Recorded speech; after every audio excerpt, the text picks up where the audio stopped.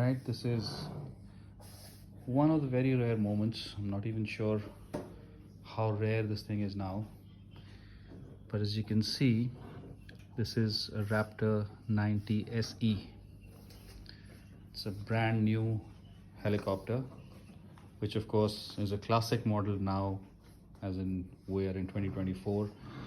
The company shut down long back, but it's extremely fortunate to have access to a brand new kit.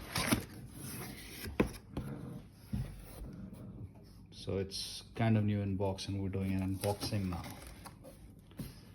Just look at the beautiful decals that we have here. Keep sharing more updates as we build this.